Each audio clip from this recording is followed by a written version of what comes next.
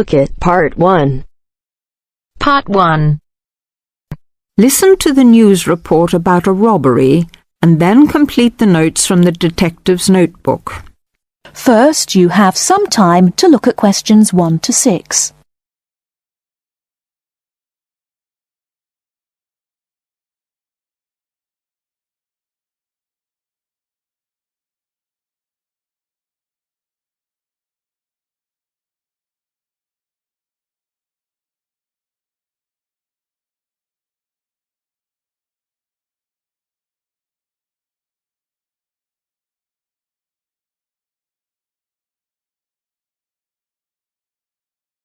Now we shall begin.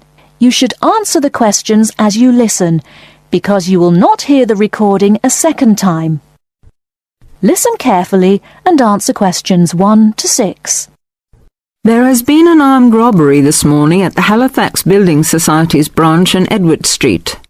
John Brinks is at the scene with Detective Sergeant Henry Lawson.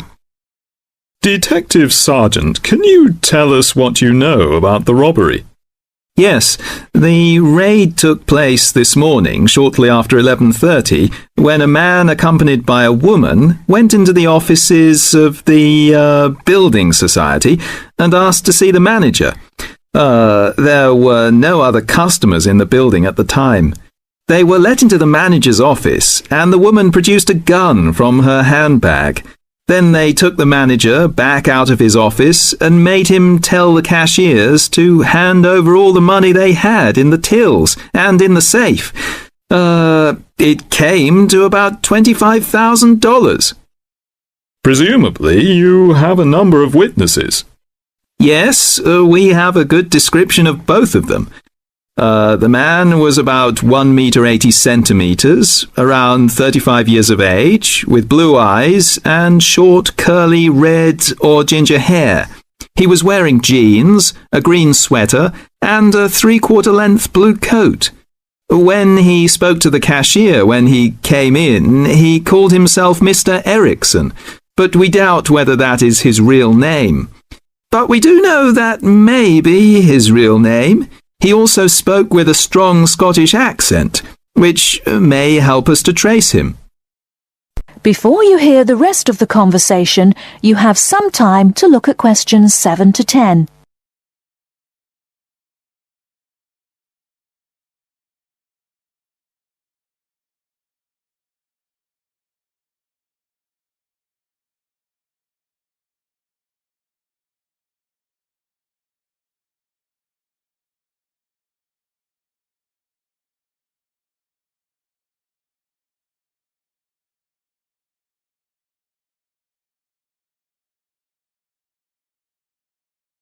Now listen and answer questions 7 to 10.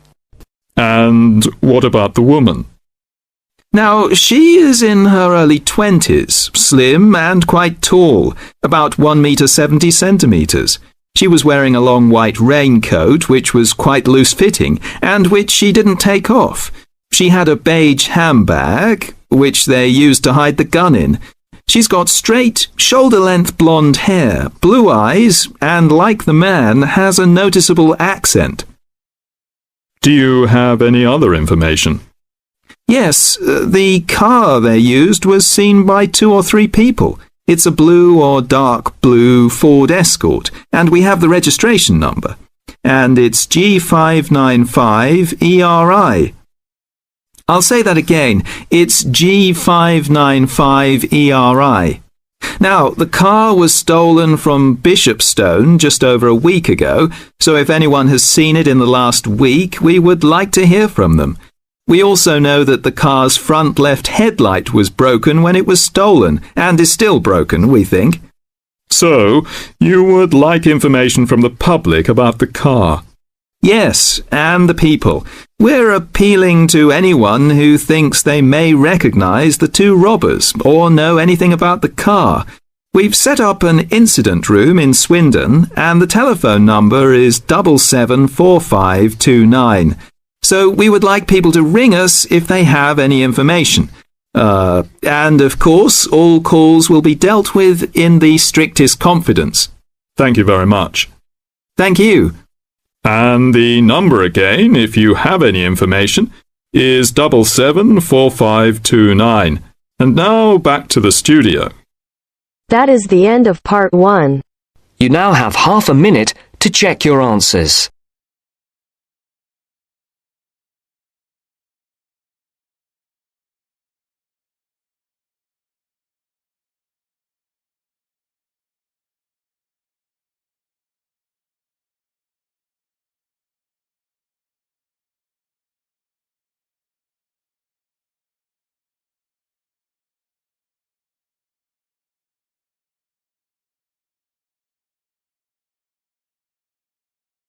Now turns to part 2.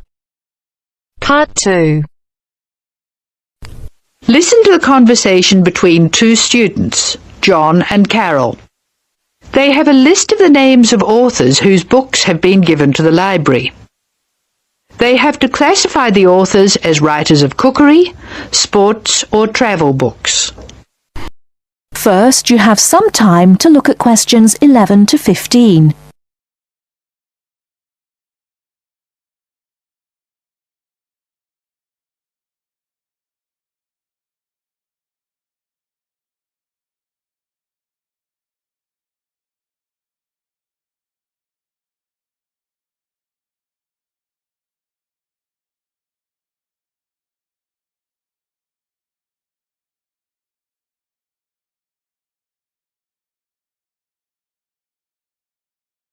Now, listen carefully and answer questions 11 to 15.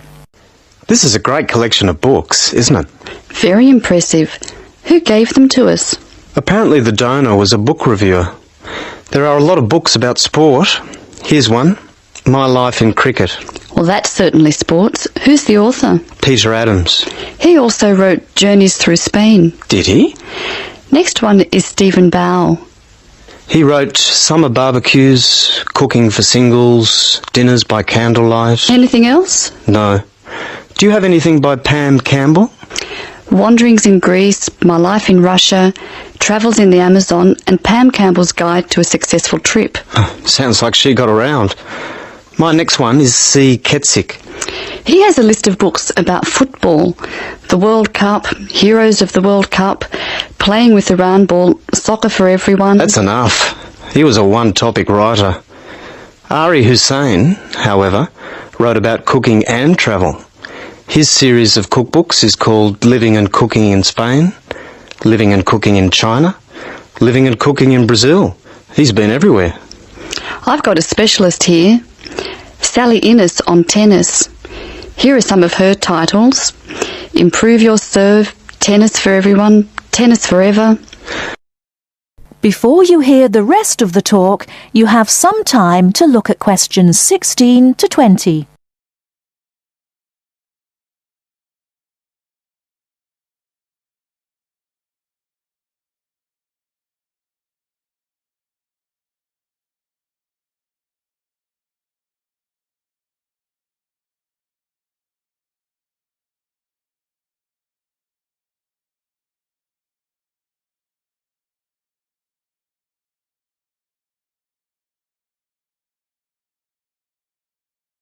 Now listen and answer questions 16 to 20.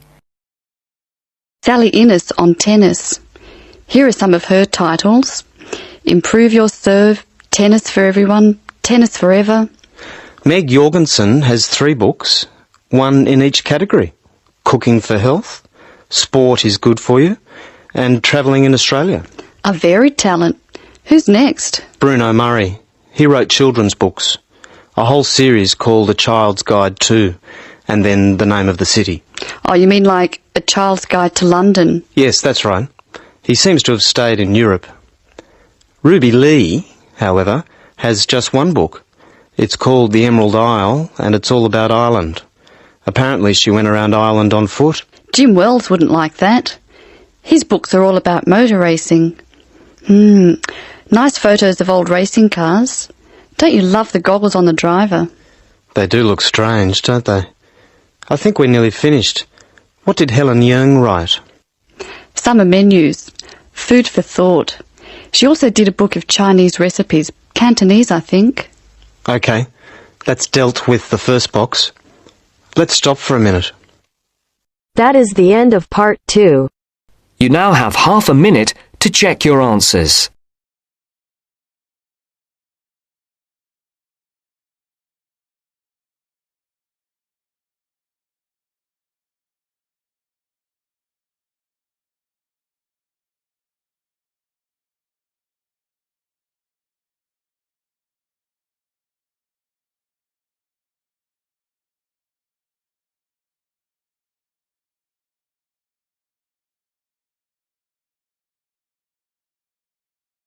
Now turns to part 3.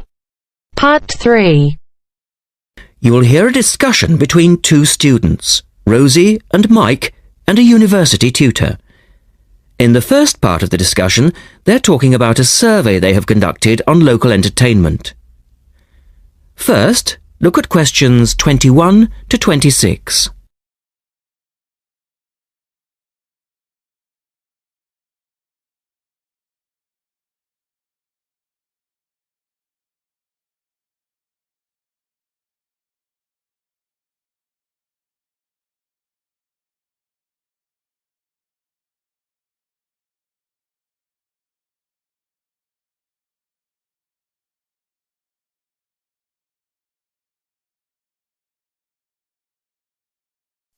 Now listen to the first part of the discussion and answer questions 21 to 26. Good morning, everyone. Well, I think we can start straight away by getting Rosie and Mike to do their presentation. Would you like to start, Rosie? Yes. Well, we've done a survey on local entertainment. Basically, we tried to find out how students feel about the entertainment in the town and how much they use it. Yes, so we've called our project Out and About. Yes, that's a good title. Out and About. We wanted to find out how well students use the entertainment facilities in town, whether they get to see the latest plays, films, that kind of thing. Now, we have our own facilities on campus, of course. Oh, yes. We deliberately omitted those as we really wanted to examine outside entertainment in the town as opposed to on the university campus. Actually, there were a lot of areas to choose from, but in the end, we limited ourselves to looking at 3 general categories: cinema, theatre and music. Right. OK, well, first of all, cinema. In the town, there are 3 main places where you can see films. There's the new multi-screen cinema complex, the old park cinema and a late-night Odeon. So, if you look at this chart, in terms of audience size, the multi-screen complex accounts for 75% of all cinema seats. The park cinema accounts for 20% of seats, and the late-night Odeon has just 5% of seats. As you probably know, the complex and the park show all the latest films, while the late-night cinema tends to show cult films. So, when we interviewed the students, we thought the complex would be the most popular choice of cinema, but surprisingly, it was the late-night Odeon. Yeah, and most students said that if they wanted to see a new film, they waited for it to show at the park, because the complex is more expensive and further out of town, so you have to pay more to get there as well. Yes, and that adds to the cost, of course, and detracts from the popularity, evidently. Well, next, we looked at theatres. The results here were interesting because, as you know, there's a theatre on campus which is popular, but there's also the Stage Theatre in town, which is very old and architecturally quite beautiful. And there's the large modern theatre, the Ashtop, that has recently been built. So you just looked at the 2 theatres in town? Yes, but the thing about the theatres is that there's a whole variety of seat prices. Also, the types of performance vary, so students tend to buy seats at both and like using both for different reasons. And if they want cheap seats at the Ashtop, they can just sit further from the front. What we did find that was very interesting is that there are periods during the year when students seem to go to the theatre and periods when they go to the cinema. And we really think that's to do with budget. if you look at this graph, you can see that there's a peak around November, December when they go to the theatre more, and then a period in April, May when neither is particularly popular. And then theatre viewing seems to trail off virtually, while the cinema becomes quite popular in June, July. I think you're probably right about your conclusions. In the second part of the discussion, Rosie and Mike talk about different music clubs. Look at questions 27 to 30 first.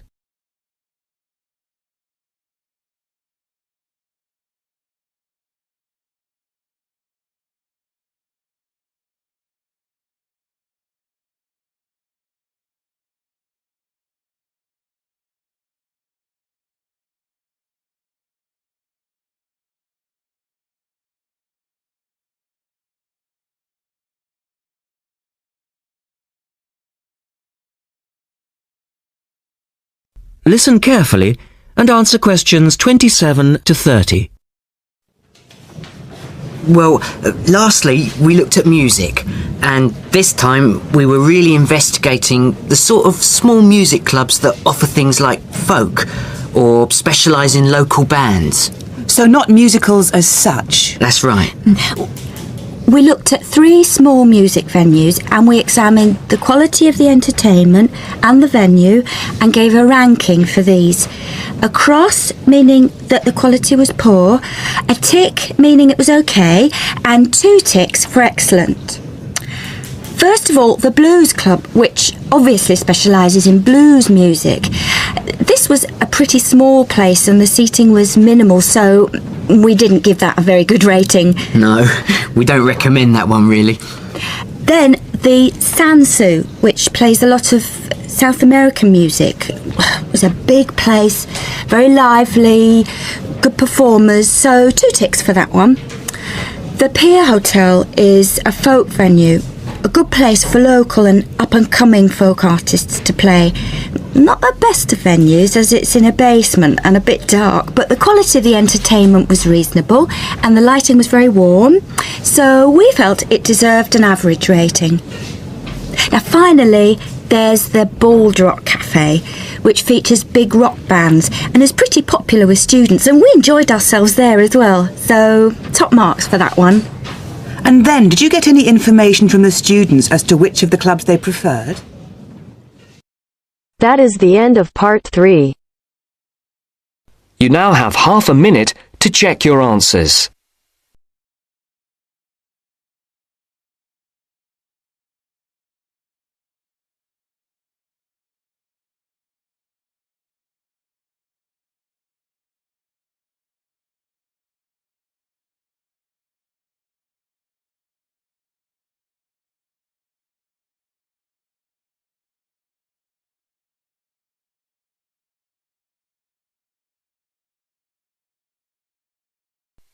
Now turns to part 4. Part 4. You are going to hear some facts and figures about Australia. First, you have some time to look at questions 31 to 40.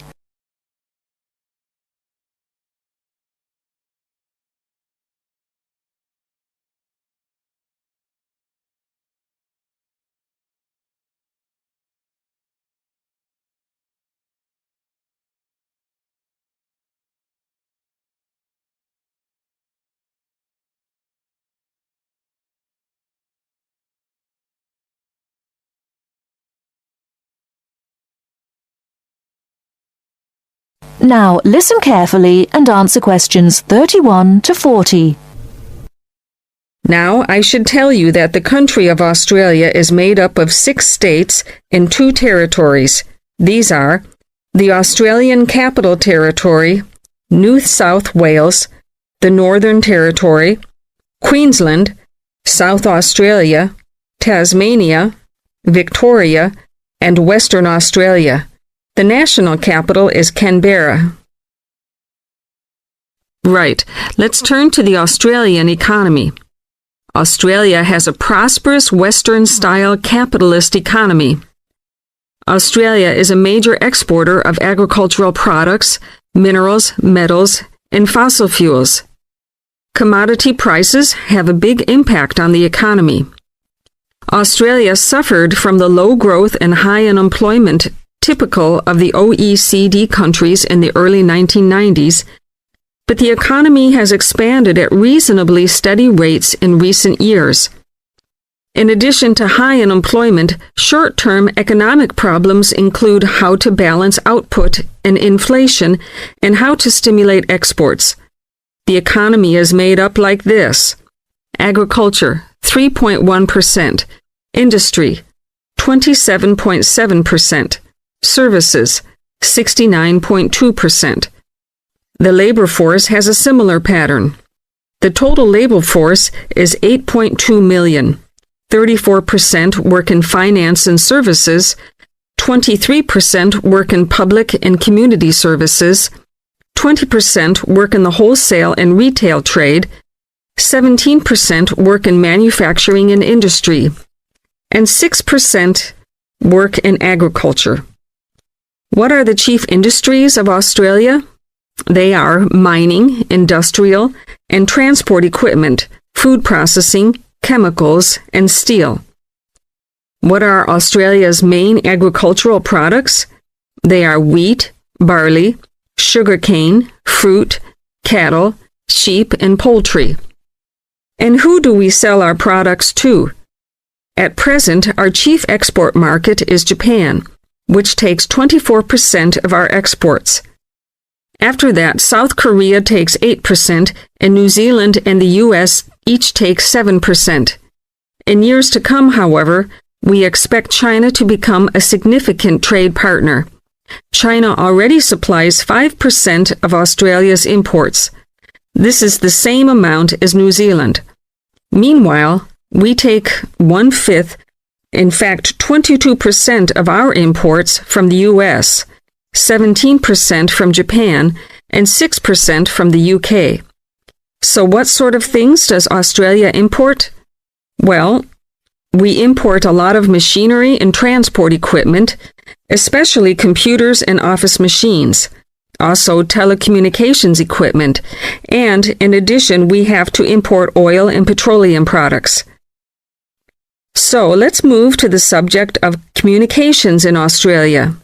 We have an estimated 8.7 million telephones and 9.2 million televisions. There are some 134 television broadcast stations and 325 radio stations. The related subject of transport is naturally very important in such a big country as Australia. Let's look at highways first. There are two kinds of highways, paved and unpaved. Paved highways are regular roads with a permanent surface. But actually, we have more unpaved highways, around 60%, than paved, when all the country roads are included. In addition, Australia has a railway network of over 38,000 kilometers. But you'll probably find it hard to believe how many airports we've got. 10? 20? 50? No, the total is 443. Of course, this includes many short runways on farms and in the outback. There are only 9 airports with runways of more than 3,000 meters. That is the end of part 4. You now have half a minute to check your answers.